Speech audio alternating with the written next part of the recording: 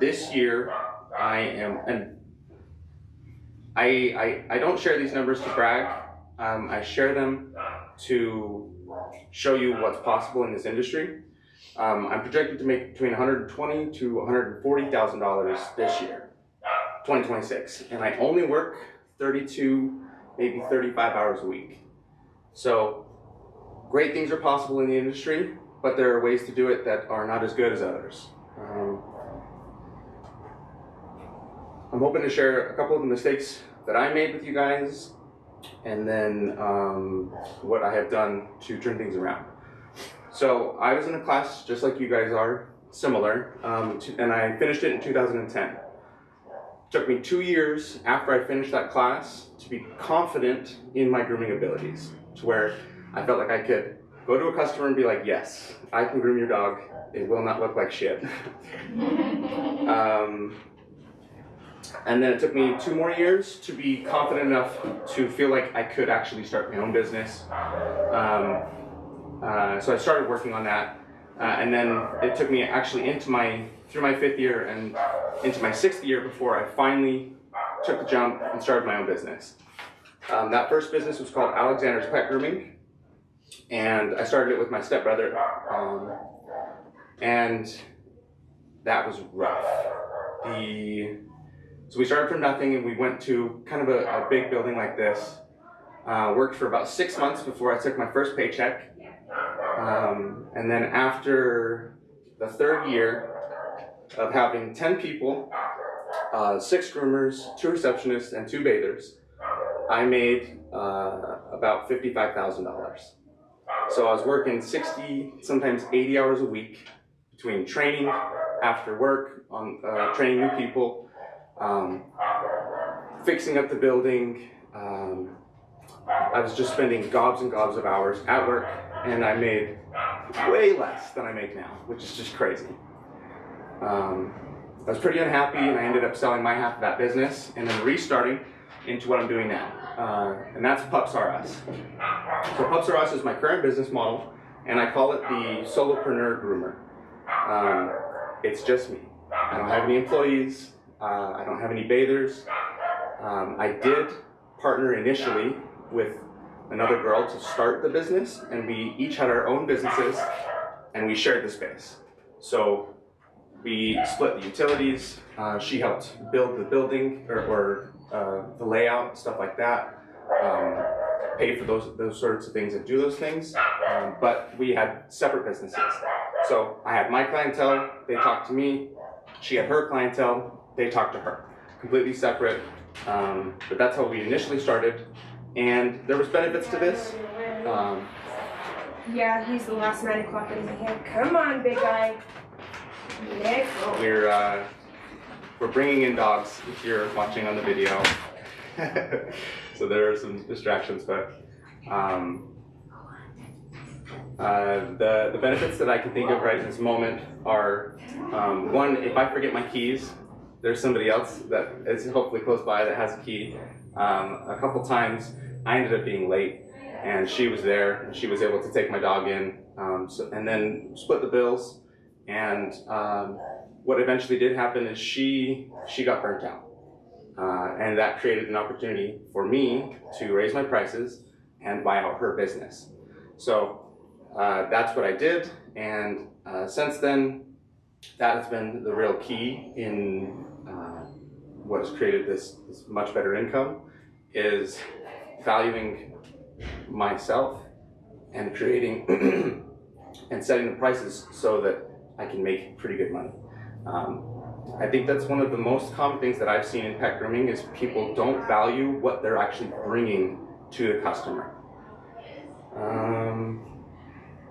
At least it's a slower day in terms of dogs.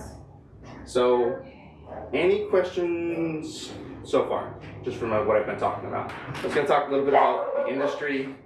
It's massive, and it's hard to comprehend these numbers, but the dog grooming industry and the boarding and grooming is like $15.5 billion. So, I mean, it's numbers that are pretty unfathomable for us, but it's growing 6.7% annually. So if you invest into this career and this industry, it's growing, which is a really important thing for business. No matter where you go, there's going to be a growing amount of dogs, especially now where dogs are like part of our family. They're not just a dog that stays outside for the most part. There are some people that feel that way, but for the people that we will be serving and bringing value to, most of the time their dogs are a part of their family. So what does it take to own a dog grooming business?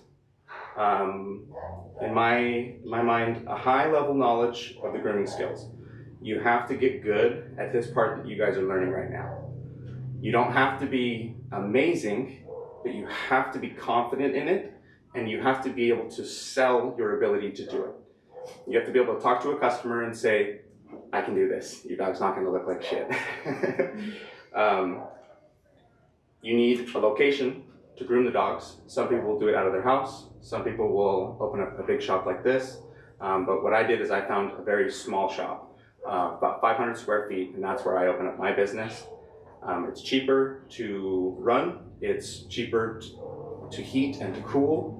But it is a little difficult to find a small salon or a small retail location. But that's what I did. If you can do it out of your home, there are huge tax advantages, and there's a lot of convenience to that too, because there's no commute. Your commute is like walking into the garage or to the shed, wherever you've managed to build it out of your home. Hopefully it's a nice shed if you're doing a shed. Let's see. You need all the equipment. So you guys all have your grooming equipment now, right? There's likely a few more pieces of equipment that you'll want to get, but not a ton. What you'll find is as you learn more, as you practice, as you get around other groomers, you'll see certain tools that you're like, that's a really cool tool, and then you'll get that and you'll adopt it. And I'm not exactly sure what comes in your guys' kits right now, but the main things that you need, and you probably, I probably don't need to go over this because you guys are probably pretty, do you guys want to hear about this? The equipment? Yeah? Okay, so a slicker brush, a stiff bristled slicker brush like this one, very, very good. A long bristled slicker brush is a game changer for long-haired dogs, doodles, shepherds, anything with long hair that needs to be brushed out. A long-haired slicker, and there's one online. It's called Flying Perfect. It's on Amazon. Cannot recommend this brush enough. I think it's 25 bucks, maybe 30 bucks. It's the knockoff of like a $70 brush, and it works great. Definitely get it. Flying Perfect, like the P-A-W, perfect but perfect. Flying Perfect. Perfect, yes. That is the best brush that I've found. I use it for any brushing that if I'm brushing a dog out, that's what I use. I use this brush in a backup if I don't have that one, and then to do like back brushing. That's what I use this one for. You need nail clippers, at least medium and large. Small is also very helpful, but most of the time medium is enough to get you by, where you don't actually need the small, but every once in a while, 1 out of 20, 1 out of 40 dogs that you do, you would want a small, and it's probably like 1 out of 5 that you need the large for. So the medium one's the main one, but large and small are useful sometimes. You need a comb. The comb lets you know if the mats are all out. If you're running a comb through the dog's fur and it gets stuck, then there's a tangle, you need to take the brush to it. Let's see, scissors. You got your curved shears, which are excellent for just about everything. Teddy bears, Yorkie faces, I mean, rounding the feet, getting the legs. I use my curved shears for just about everything unless I'm doing like a mohawk. If I'm doing a mohawk, I want nice, crisp, straight lines, then I'll use straight shears. I personally do not use thinning shears very often. Do you guys have thinning shears? Yeah. Okay, so what I have found is it's more difficult to get the dog smooth without thinning shears, but if you figure it out, you do much less cutting. Most of the time you'll see groomers that are going to be cutting 1,000 times with their shears. They're going to be going over it over and over and over and over and over. And with the thinning shears, it ends up being about the same. You have to get the scissors to the right spot on the head or the leg or whatever you're blending for the thinning shears to actually cut it and make it look even. You can do the same thing with your scissors. You just have to be more careful, start further away, and slowly make cuts. If you practice this, you're gonna end up making a few more mistakes, but you can groom without thinning shears.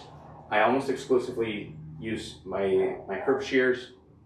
There's rare occasions, certain breeds like Pomeranians, if they're gonna get like a clip-on, blending in their head can be tough. Australians, Aussies, if the same thing, if you're doing a clip-on their body, blending the head with the thinning shears, that's pretty much the only time that I personally use them. I'm sure there's other places that they'd be helpful, but I don't use them. I've been doing it for 15 years, and I do pretty good according to my customers, my reviews, and they're willing to pay the price, so I think it's pretty good. Let's see, other equipment, obviously your clipper and your blades. You guys know how to use the clippers and the blades, I think? We're gonna go over that.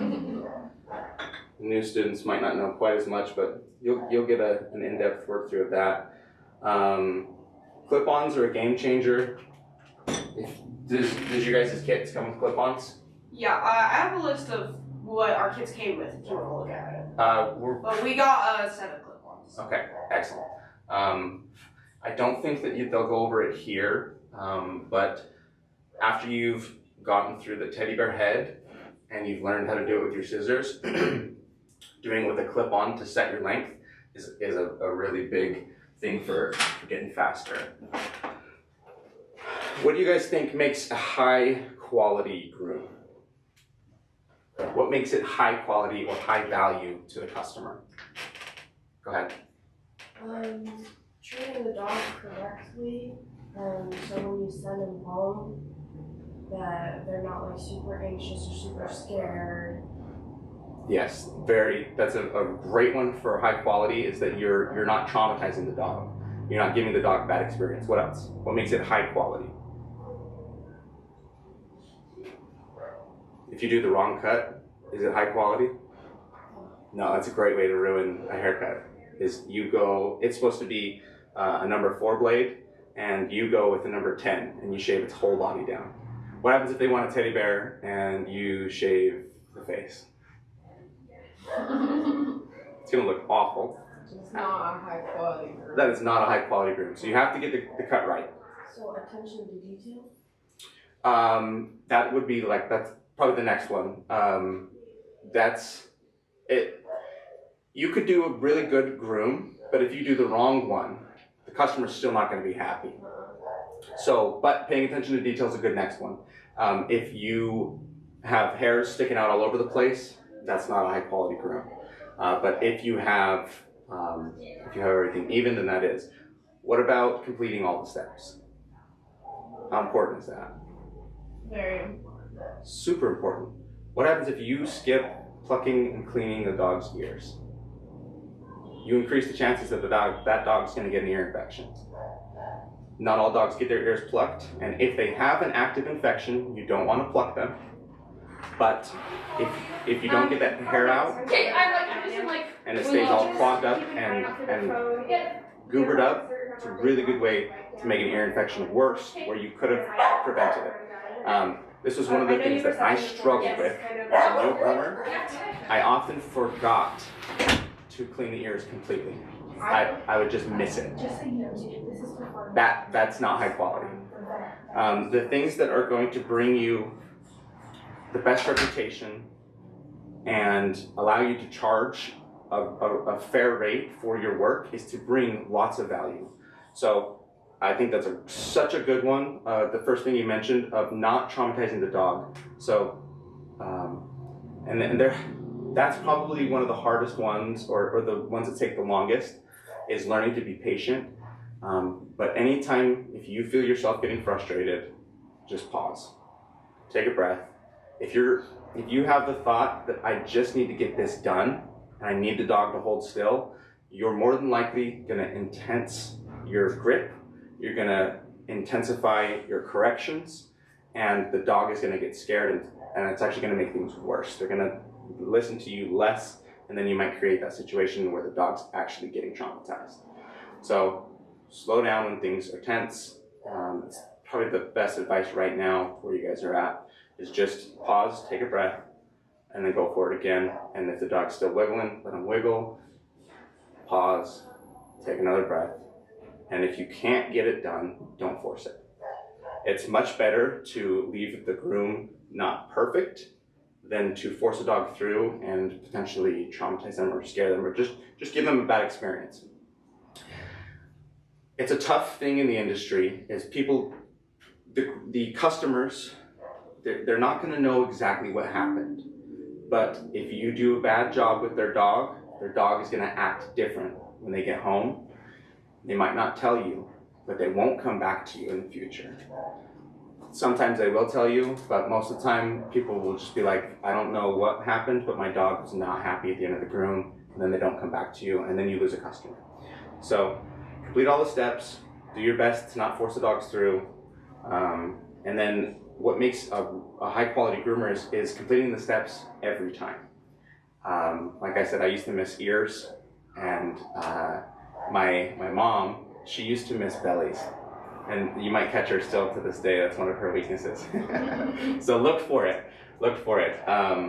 Okay, so I think that's going to be it. What time is it? There's a clock at 9:30? The clock doesn't work.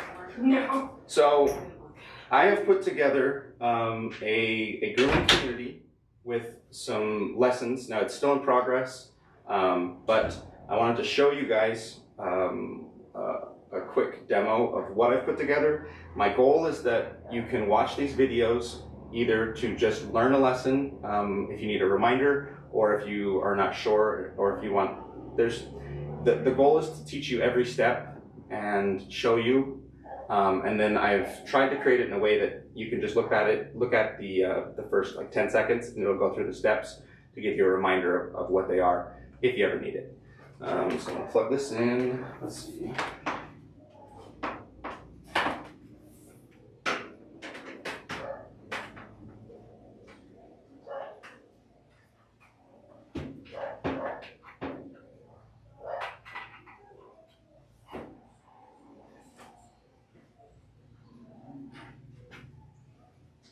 There's only one place to watch the best in fishing. Big fish will be caught. Ask only camera can.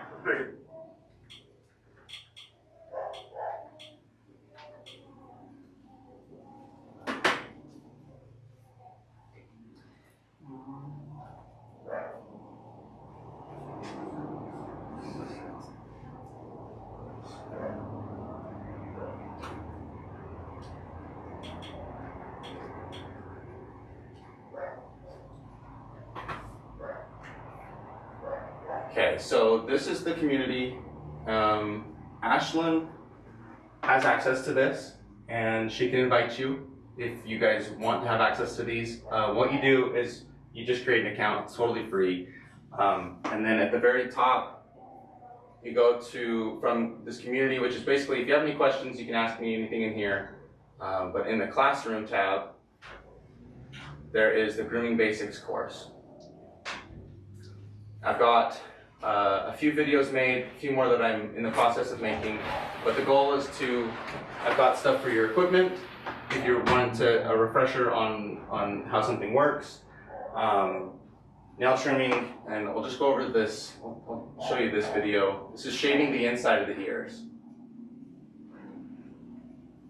And now we're going to shave the inside of the ears.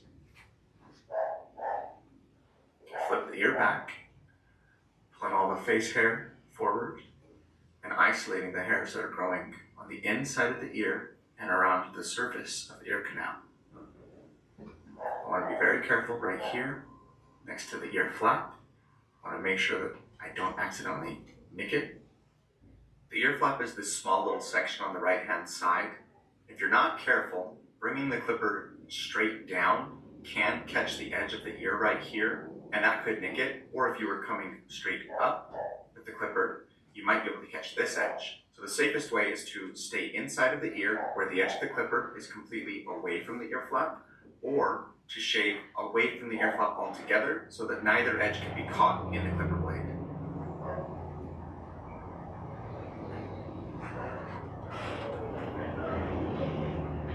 That ear looks good. Let's go ahead and move on to the next one. Repeat the same process. Shave all the hairs around the surface of the ear canal. Carefully going next to the ear flap to make sure that I don't catch the ear flap. Go over the front of the ear. And now that looks good too. So, if you were wondering about ear shaving, this video is for you. There's more for nail trimming, shaving the pads, and I'm working on more. I'd like to be better at this and faster, but I need to hire an editor because I just don't. I'm an amateur editor, so this is available for you guys for free. Hopefully, it's helpful. And if you have the desire to ask any questions, you can do that in the community. And I will also be. I don't think this is going to apply to you guys right now, but I am looking for 3 people that are ready to start their own business to replicate my model. I'm actually doing it for free, but you do need to be able to confidently groom the dogs. You have to be at least that first level, and you have to be ready to start your business. So probably won't be applicable for you guys right now, but in the future, if you do want to, through that community is how I will be sharing that, if you do have that desire in the future. So I think that's going to cover this portion, and now we can do a demo if you guys like. Do you have a question? Yeah, what's the name? So it's Grooming Pros is the community, and it's also my YouTube channel where I'm posting this stuff. And like I said, amateur editing, high quality grooming information. So hopefully you can learn something, and if not, sorry. So you guys have these tests. I think I'll just touch on this. You won't necessarily have access to these unless you ask. They don't pass these out to you, but you can learn everything that you need to know to complete these, and completing each of these steps is one of the ways to create really high quality. So you're going to be graded on these now, but once you're through this program, you want to remember these things and consistently get them done every time. If you do that, you're going to be one of the better groomers in the state, and if you do that long enough, you'll be one of the best. It doesn't take long to be in like the top 10% of all the groomers around. There's a lot of people don't go through a training like this. They don't have someone directly teaching them. They go into a shop and they say, watch and learn. And you're just kind of thrown into the mix, and you mostly bathe dogs, and you don't get the same education with someone working with you like this. And so take advantage of this. Hopefully you'll learn great lessons, and if you guys do have the desire to start your own business, let me know. So yeah, Ashlyn has the link. Do you know how to invite people to that? I think so. Yeah, so she can send you that link if you guys want to join. And then now I think we'll just do a demo. So I'll show you guys. I think this is going to be more for the advanced people. All of you guys that are new, you're going to kind of watch this, but I'm going to try to show you how to efficiently do a rough-in. I think the biggest key, so what I'm trying to teach you is time efficiency, because you guys have some experience now. What you need to do is start getting really efficient. You need a really good routine where you do the same steps each time. And the hard part about that is it changes between the dogs and what their needs are. This dog right here, she does not have much hair on her body. So we don't need to rough in her body, and we can skip that step and just finish it after. But some dogs come in pretty rough shape. You need is that leash a grooming leash? It's just a lead. Do you want like a... That's fine. See if I can get this up.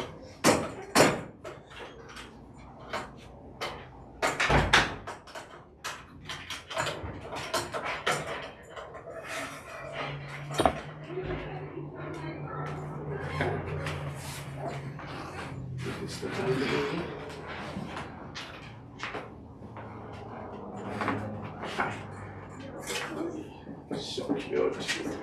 So cute. Okay, what are your guys' thoughts on what would you do before you bathe right now?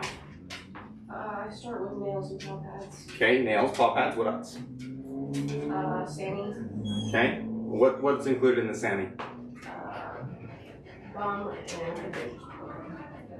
Bum and belly, privates.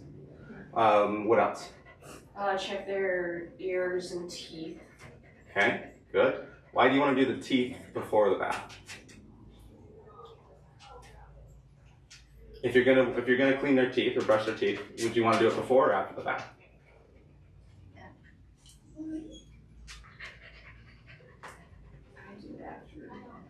Sometimes whatever's in their mouth can come out of their mouth and get on their face.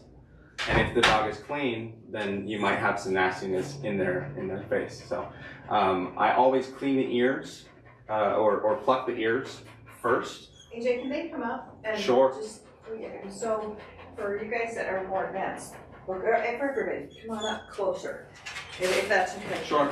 Yeah. Just remember the camera is on. Oh. So So if stay you behind it. don't want to be in the camera, then just stay behind it. But you guys can come right up to it. Okay.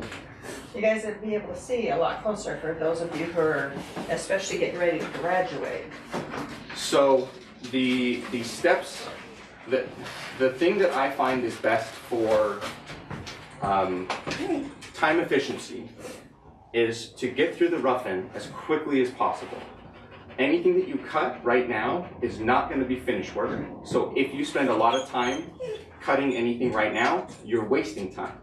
Do it quickly, do it rough, do it safely, but be efficient, be quick with it. The steps that I always do, I check for mats.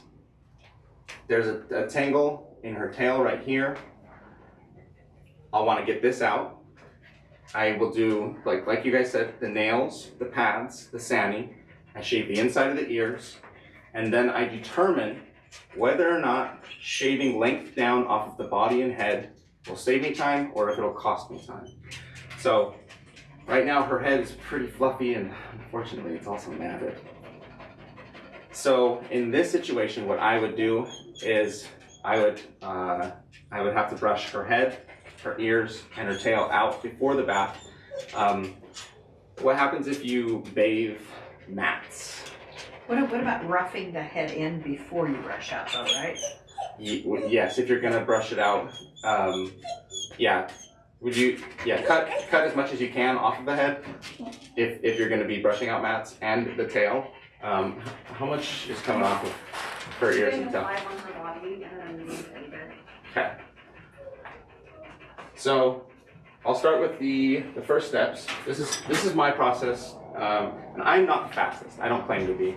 I do really high quality, and I do it at a fairly efficient speed. So the first thing that I do is the pads.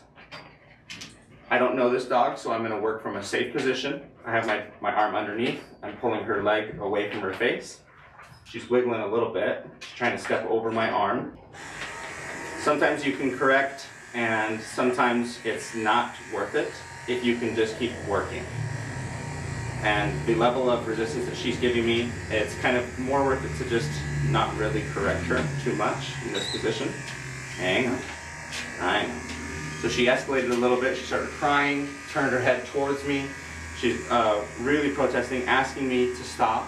So pause for a second, moved her foot around, turned her body. Those are all corrections. I'm adding pressure. And then when she holds still, I release. I stop adding that pressure, and that's a small reward for her.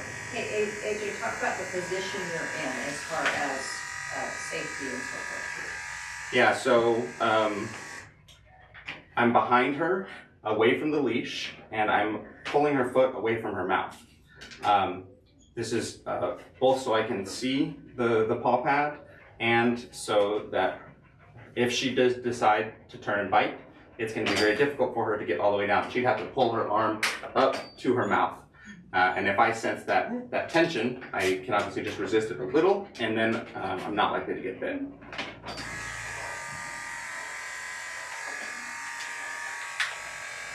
Do you guys think it's more efficient to do 1 foot, all the steps. So should I choose this foot and do the paw pads and then the nail trimming on this foot, or should I do all the paw pads at once? Much more efficient that way. You'll waste a bunch of time if you're putting your clipper, if you're picking it up, putting it down, turning it on, turning it off. You'll waste a bunch of time. If you are efficient enough, 1 10 blade is usually enough to get through all the pads and the sanitary. If you're a little bit slower, you have to be aware of the temperature. I like to just put the blade against my wrist. If it's not hot, then I can keep going. And your wrist is a good spot because it's delicate skin, especially the belly and the bum. You have to be very, very careful of not letting your blade get hot when you touch those areas. So I'm not doing a very good job of time efficiency right now. And that's what happens when I talk. I'm also not doing a very good job. I almost left this foot not done. So that brings up a really good lesson. If you are distracted while you're working and you don't have the skills totally locked down, really good chance that you might miss things. So if you catch yourself getting caught really in a podcast that you're listening to and you're just daydreaming, thinking about whatever they're doing, and you realize you're not being efficient, you might switch it to some music so that you can have less focus on what you're hearing and more focus on what you're doing. So now I'm coming to this back foot. I'm using my pinky to just prop her foot up just a little bit, and it's also spreading her toes out a tiny bit.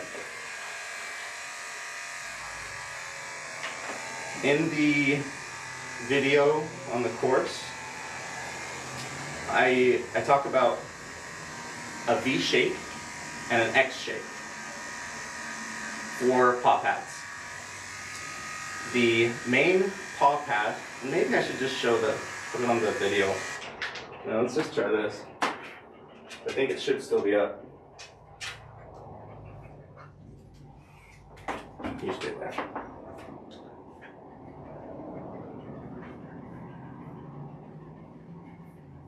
In this section, we're going to talk about clippers. I'm going to show you the clippers that I use, and I'm going to show you how to attach the blades to them. Oh. The first one that I have is this Angus Scrub Life.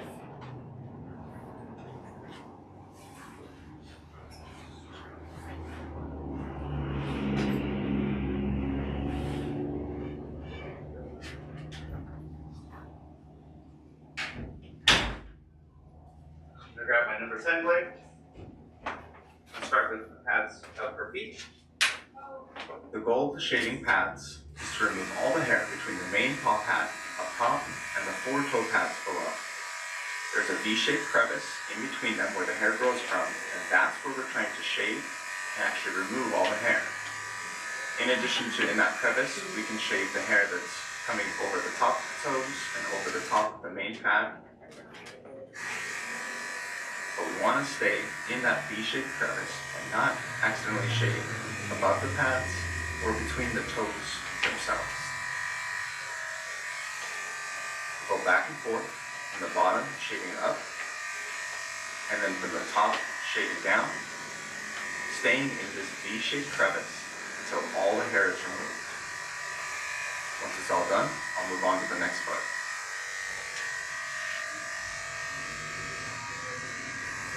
Now that I'm on the second foot, I just repeat the same process, scooping from the bottom in the V shape, trying to get all the hair off, and then scooping from the top pad down. And I just keep working back and forth until all the hair is removed.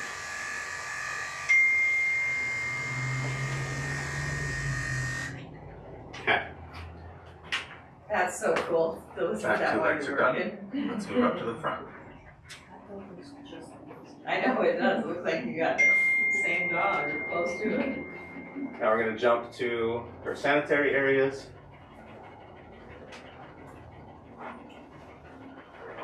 Check out blade temperature, it's still good. All the hairs and all the crusties that are coming across the anus.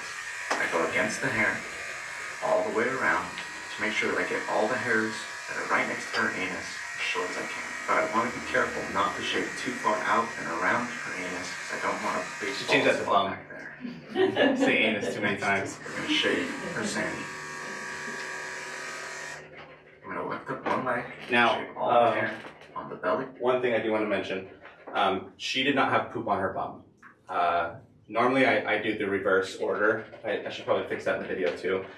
If they have poop on their bum and then you shave their belly, the vulva, there's a chance that you could potentially do some contaminating. So if there is poop on the bum, just switch the blade and then do the rest. And then the way that I do it is I have like 3 or 4 number 10 blades, and I have them all positioned in a certain way so that if I get one dirty, I just pop it off and I put it in a different position. I know that this one needs cleaned and I know not to use it until I've cleaned it. And then I can just very quickly be going through my process without having to stop and clean the blade. So you can clean a bunch of blades faster than you can clean just one blade at a time. But there was no poop on her bum, so I'm not too worried about that. Now we're going to start going over to her vulva. And in between the legs, coming up to her vulva. The sanitary can be very sensitive to heat. I'm going to check the temperature real quick. We're still good. Let's keep going. Lift up the other side. Shave all around the vulva to make sure that when she goes to the bathroom, no pee gets stuck in the fur. Now the bum and belly are all done, and we can move on to the next step.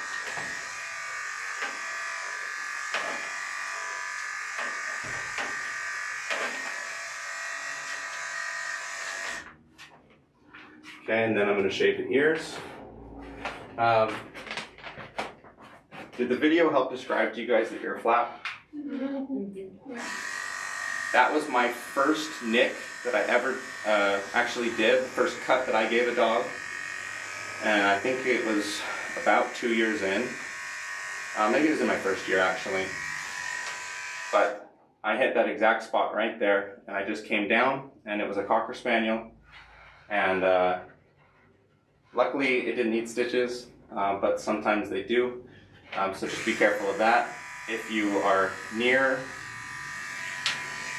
this part, you either go towards it like this, or you stay completely away from it. I can cover it with my thumb, and then I can shave everything near it. Look at all this ear hair.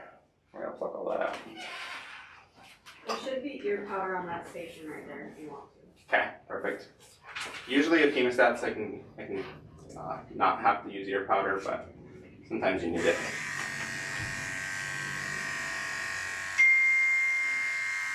We're still using a 10. Yes, number 10 blade. You can use a 30 blade for the pads of the feet. I would not recommend it for this step, although you probably could get away with it if you needed to.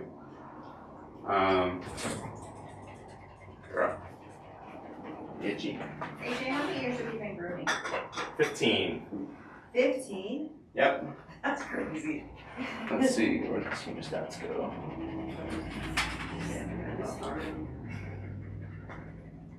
Hemostats are pretty easy to pinch the dog's ears with.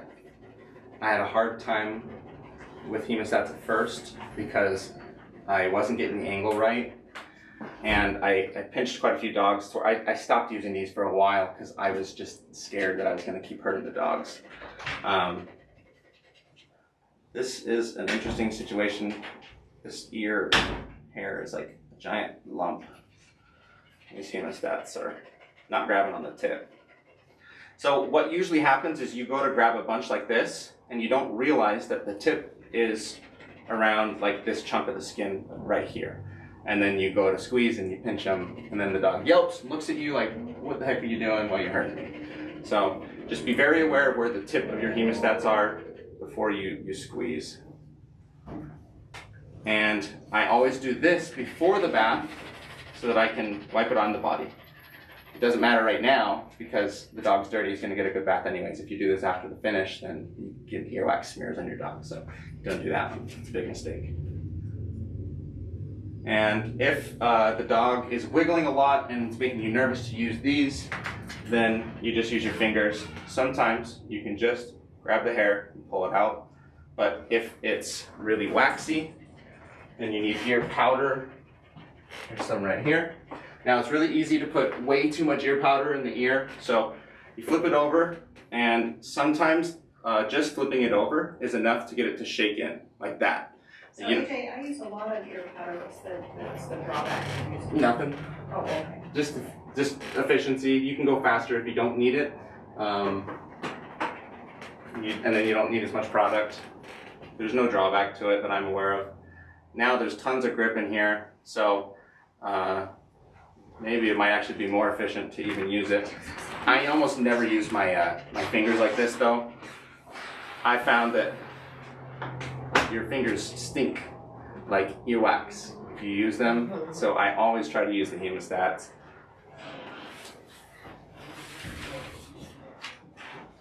One of the things too is you just don't want to grab a lot of hair, right? So we don't want to take your. That's what I was about to say was Sorry, AJ. grab small pieces.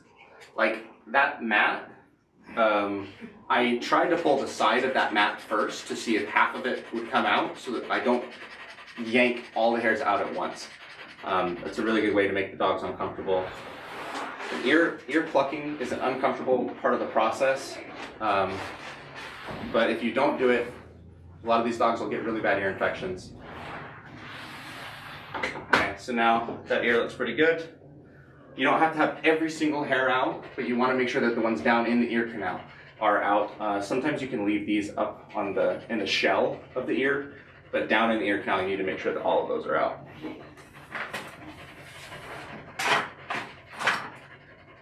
AJ, is it harder with your mom's hair or is it fine? Yeah, it's fine.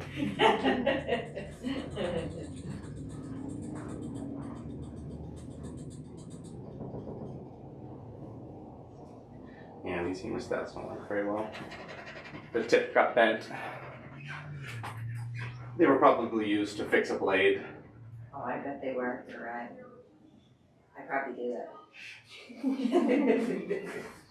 Yeah, so as I'm pulling this out with my fingers are kind of slipping. So let's just go ahead and grab the ear powder. Now, the mistake a lot of people make is they actually squeeze this when it's upside down. And you just get so much powder in the ear canal that it's actually difficult to get it out. And you have to clean it extra thoroughly. If you forget to clean the ears and there's a bunch of ear powder in there, the owners are going to see it and be like, "What did you do to my dog's ear?" And I've gotten a phone call before. I didn't do it, but one of my groomers did. The people thought that their dog had ear cancer and all sorts of crazy stuff. I was like, it's just ear powder. Bring it back in. We'll fix it. Really sorry about that. But you give people a little panic. They don't know. So just shake a little out. Now I can grip it. Try to grab a small piece first and get it to come out a small bit at a time. Okay. Right.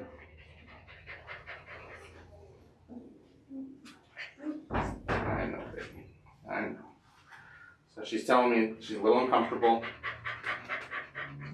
Trying to just slow down a little bit for her.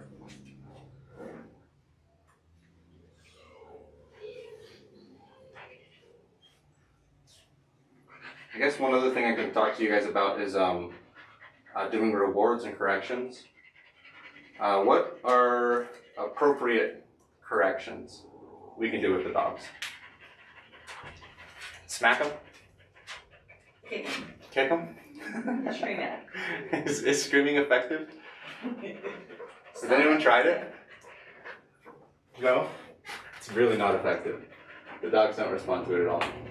The types of corrections that I like to do are, well, a correction is any time that you're adding some sort of pressure. You can add pressure with your voice, no, right? Some dogs will respond to just that. But what works best is if your words have action behind them. So if the dog is trying to turn around on me, I go, no, and I'll pick up the dog's body. So my word had an action, I added that pressure, and now I'm gonna pause right where I'm at, and I'm gonna wait until the dog is doing what I want, which is to just hold still. The second the dog holds still, I release the pressure. There's really not much of a difference between this and this, but for the dog, there's a huge difference.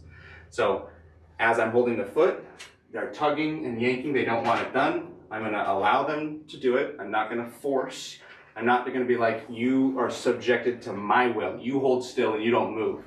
That's not going to earn the dog's cooperation.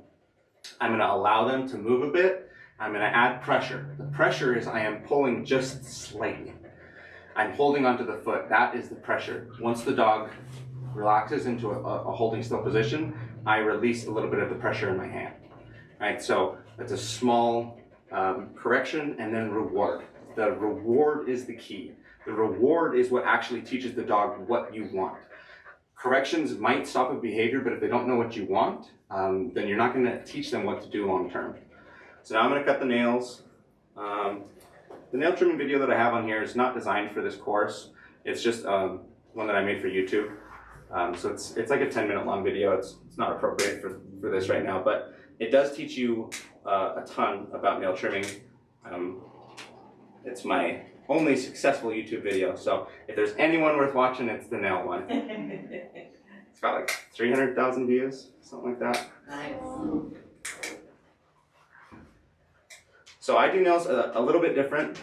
I like to do half cuts. So I'm tilting the clipper off one side to the other, and this is a little bit more of an advanced technique. It's a tiny bit more difficult to do, but the benefit is that as I'm working towards the pulp, the moist pulp, that dark center, I'm taking small cuts and I can get closer without risking making her bleed. And then once you see that dot in the center pop up, that's how you know that you're done. Hang on, hang on.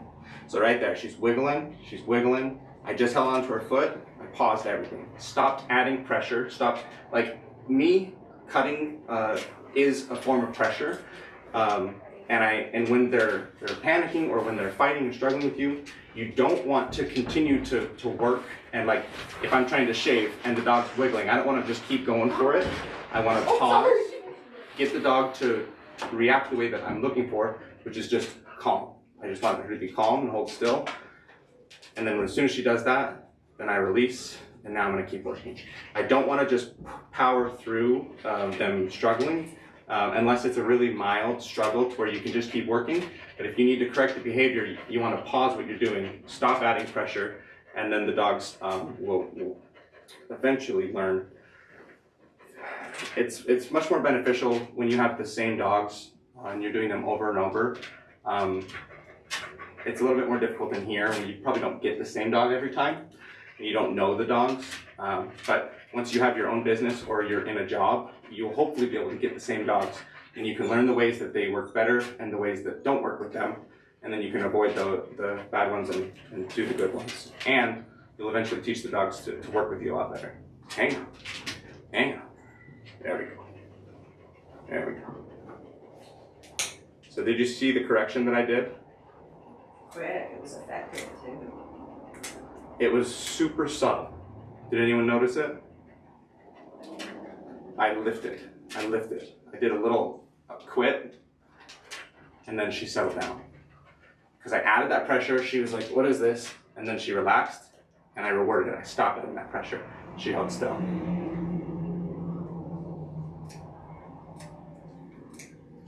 Well, what he's doing is literally taking up space. You guys think of moving into the dog, but when you move their body around, you're working on an instinct with it, not against it. Check for a dew clause. Another really easy mistake to make is not cutting the dew clause. It's a rookie mistake. Don't be a rookie.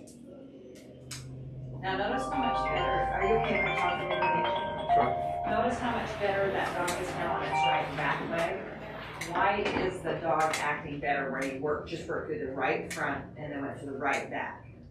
Does anybody know? Got it. Left brain, right brain. Yep. Good job.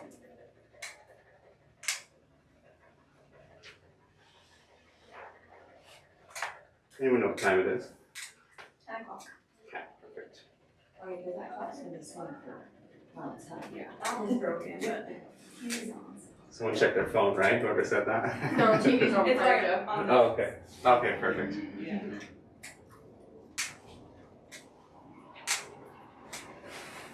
So now when he switched sides, size, is the dog more right brain or left brain dominant? Which side is the dog more comfortable having worked on?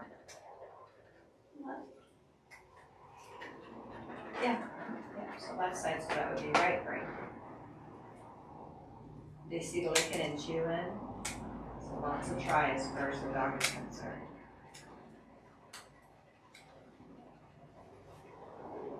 Okay.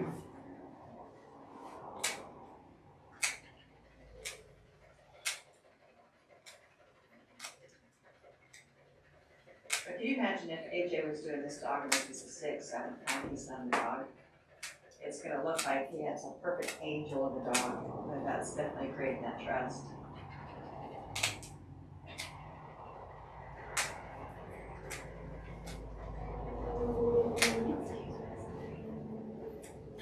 Okay, nails are all done. So we have shaved the pads, we've shaved the sanitary, cut the nails, plucked the ears, shaved the inside of the ears first. I don't clean the ears right now. I save that till the very end.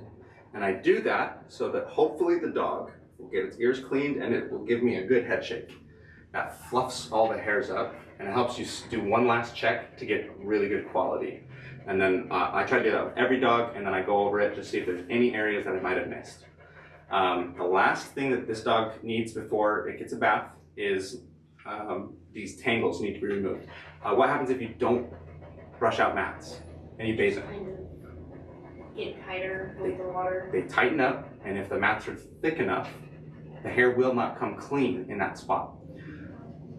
If it's so bad that the hair needs to be cut, then that's another great reason to do it ahead of time, because if you can just cut the hair out, why would you wash something that you're going to cut off anyways? Waste of shampoo, waste of time to dry it as well. So this tail has some tangles right here. This is probably one of the skills too that takes a little bit of time to figure out, how to feel mats without using your tools. If I take my comb anywhere through this dog, it's gonna get caught, literally anywhere. But the mats that are in its body right here, and it will eliminate a lot of the tangles that are on its body. But in its tail and in its head and ears, there are tighter mats. So why don't you guys just come up, we can turn the camera